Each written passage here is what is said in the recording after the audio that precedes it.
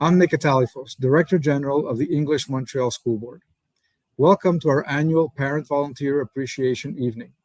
This year's theme is United in Our Differences, Together We Have It All. It fits very nicely with our focus this year on diversity and inclusivity at the EMSB. We're returning to you for the third year in a row with a virtual format due to COVID-19. Despite this pandemic, our schools and centers continue to thrive, and we're very grateful for the role parent volunteers continue to play in our schools every day. Prior to assuming these duties just a year ago, I had served the EMSB as a teacher, consultant, vice principal, and principal. So I can tell you firsthand what an invaluable role parent volunteers play in the day-to-day proceedings of our schools. You are the lifeblood of our school board communities, and for that, we are extremely grateful. Thank you to everyone for your service. Congratulations as well to our volunteer of distinction, Mubeenah Mughal, and our ambassador of the year, Dr. Earl Rubin, whom you'll hear from shortly. Thank you. Welcome everybody to Program Mile-End in Côte-des-Neiges. We're here for a very exciting opportunity to honor our volunteer appreciation for 2022 and to announce the recipient. I'm going to ask the chair, Mr. Ortona, to tell us who our honoree is this year. Parent Commissioner Mubeenah Mughal. Congratulations. Exemplified caring and commitment, not just for your own children, but for the children at my school. Well, each year at our Volunteer Appreciation Evening, we recognize an Ambassador of the Year. It's just something we started a few years ago, and it's a great thing for us to include in our event. And I'm very proud this year to be talking to a former high school classmate of mine. This year's Ambassador of the Year is Dr. Earl E. Rubin. He's an associate professor in the Department of Pediatrics and in the Department of Laboratory Medicine, the Division of Microbiology at the McGill University Health Center, and the director for the Division of Pediatric Infectious Diseases at the Montreal Children's Hospital. Dr. Rubin, good to see you again. Thanks, Mike. Dr. Rubin, it's funny, you and I go way back to when we were classmates at Wager High School. Dare I say? No? Actually, I'll share our age with everyone watching this video. 41 years ago, we graduated. It makes me feel very old. However, going back, do you remember volunteers at Wager and how important a role our parents played and as volunteers when we were in elementary and high school? Not so much. I agree. I think volunteerism has changed greatly, and now you've got a very busy job. Two of your children, one graduated from the EMSB, one is still at Royal West Academy. You were the governing board chair at Westmount High. You're very involved at Royal West, and in fact, any other school that calls you for assistance. So tell me, what's it been like? Why, with such a busy schedule, did you agree to be a chair of a governing board?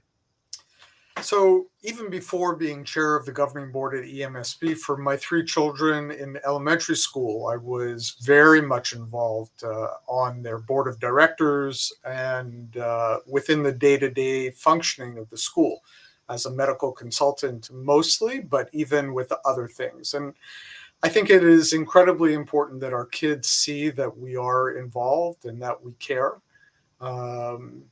It's nice from my own perspective to know what's going on and potentially have some input.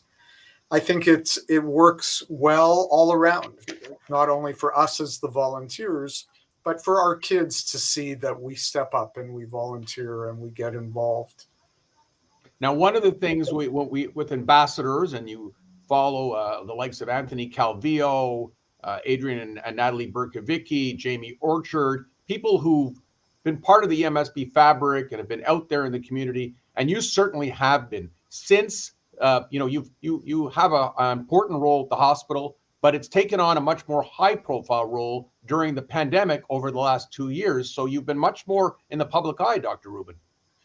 Yeah, when I signed up for this job doing infectious disease, nobody heard of coronavirus. We always were ready for pandemic preparedness. That was part of our training, but nothing that we really imagined what this pandemic brought to us. So we were learning on the job.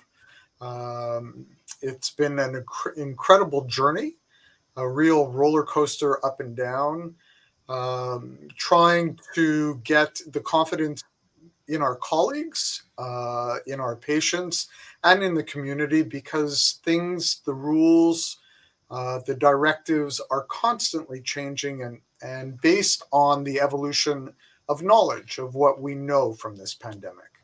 And so we have interesting. Yeah, we have to thank you because you've been very generous with your time, and you have done a number of webinars for us at the head office to provide important information. And you've done stuff not only at your child's school, but at other schools that have asked. So you've been willing to provide your insight on COVID because obviously you're at the Montreal Children's Hospital and parents are very concerned about this. So something that we really appreciate. It's been my pleasure. We're learning together. And I guess I have to ask you to conclude. When you were in Wager, I don't know what I wanted to do when I was in Wager. I think I wanted to be a journalist. I don't remember, Earl, ever talking to you about what you wanted to do. Did you know when you were in Wager that you wanted to be a doctor? And what tips can you give parents watching this whose kids might want to be a doctor one day? So hard to remember back 41 years ago, but if you look in our prelude in our high school book, it talks about what is your ambition and your probable destination. And it's written there that I wanted to be a physician, but my probable destiny would be ending up cleaning bedpans, which is not so bad. So although I don't remember it clearly, it was strong enough at the time that it made it into the high school prototype. I guess I'll slip in one last question, and that is, do any of your 3 children want to be doctors?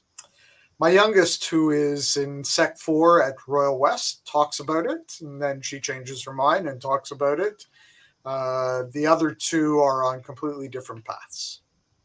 Well, listen, I want to thank you for being a great ambassador for the EMSB and also a great ambassador for Wager, which is still around as the Wager Adult Education Center. FYI, in the coming months, the auditorium, the Sid Wise Auditorium, is being totally revamped. New seats, air conditioning, and a handicapped elevator. Imagine that, Earl, if we had that back then. So at Wager. At Wager. So we'll invite you back for the groundbreaking ceremony. How's that? I was just there, and it looked beautiful. I was commenting on how nice that auditorium. Well, we're almost ready for a groundbreaking. We'll have you there, and you'll be making sure you're going to be on patrol to make sure everybody's wearing masks when they come in. Okay. Thank you very much, Dr. Earl Rubin. Thank you, volunteers. Thank you so much, volunteers. Thank you, volunteers. We really appreciate everything you do. Well, for our volunteer appreciation evening right now, we go to our chair, Mr. Joe Ortona, and the chair of the EMSB Parents Committee, Kaylee Saucier. Welcome to the show. Thank you for having me. It's a pleasure. Welcome, Kaylee. Thank you. Thank you for having me. All right. Well, I didn't think I'd be back doing a virtual interview with both of you a year later. A year ago, we all thought at this time COVID will be over, but we've had to manage. And Mr. Ortona, I'll start off with you. Obviously, it's been a tough time. It's been more than 2 years of COVID, but we want to salute our volunteers for stepping up despite all the obstacles in their way. Right. Especially in these times, volunteers are more important than ever. We count on our volunteers for everything from, supervision when there's field trips to, being there for the various events that are organized in the schools, decorations, graduation ceremonies, and everything else. And so we count on our volunteers. Our volunteers are really the bedrock of the school community that we share and that we pride ourselves on, and we wouldn't be able to have any of that without our volunteers. They're so important and so appreciated. Kaylee, you've been a volunteer for many years. You're, of course, our volunteer chair of the Parents Committee, now going on 2 years, and you have kids in the system. So it hasn't been easy, has it? For the kids, for the system, for the parents? It hasn't been easy, especially for the kids. We had to go to bubbles, and they weren't allowed to socialize with their friends, and mental health was obviously affected. But I think the EMSB, along with the parents, have really done our absolute best to manage what we can and work together. And hopefully next year we will be in person. Exactly. That is definitely our goal. Mr. Ortona, you went to the EMSB, you went to Nesbitt, you went to Vincent Massey. What are your recollections of the volunteers when you were a student and the role they played, and maybe even your own parents? Yeah, so I always, I do remember that we had volunteers whenever we went to field trips, for example. We had parent volunteers. We had parent volunteers for after-school activities. When I was at Nesbitt, we had many after-school activities that took place: piano lessons, karate lessons, and parents, volunteered to be there and help the kids and supervise. And some of them actually were the ones providing the lessons. So that was pretty cool. And we know that. We have a volunteer system that is really second to none, and we see it in our results with our success rates. And I think parent volunteers play a major part in that. So I have good memories from my elementary and high school days in the public system, and I'm very proud to have been a part of that and to be a product of the English public system in the EMSB, and I hope that I can contribute in this way now, and be able to thank the volunteers for everything that they do, and hopefully, they'll inspire other people to volunteer as well. Maybe our students are going to be future volunteers when they're parents in the years to come. Kaylee, what inspired you to be a volunteer? Because not every parent volunteers. They don't all have the time, and some, like yourself, might not have the time, but you do it anyhow. But what inspired you to do this? And not only you, but your dedicated committee members on the Parents Committee.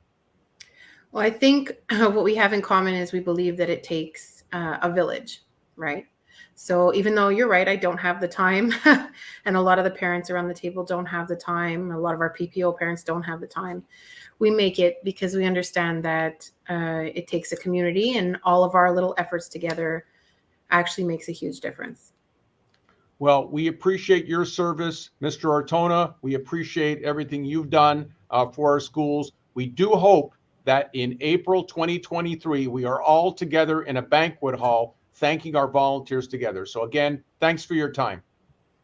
Well, Volunteer Appreciation Evening could not happen without the generous support of our sponsors. And of course, we've been virtual for the last 3 years, but we're very appreciative that Beneva, formerly La Capitale, has been with us for many years right now.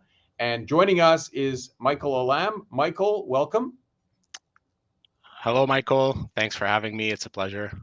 So great to have Michael back with us. Michael, one of the spokespersons for Beneva, formerly La Capitale. And Michael, you're a financial planner. So why don't you tell our viewers, what do you do as a financial planner at Beneva?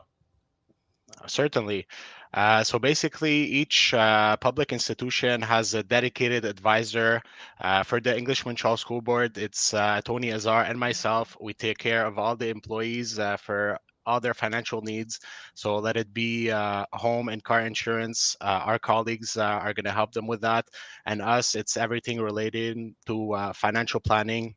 So if somebody's wondering if they can leave for retirement, if they want to buy a house, if they want to protect their family, they need help with investments or RSP TFSAs. So basically, we take the situation of a person and we see how we can improve on that. Okay, terrific. So first of all, I guess we should go back a little bit. You're now called Beneva. Anyone who watches television or listens to radio knows that they've done a tremendous advertising campaign. They were La Capitale. So tell us what happened. How did they become Beneva? Yes, of course. So Beneva is the coming of SSQ and La Capitale.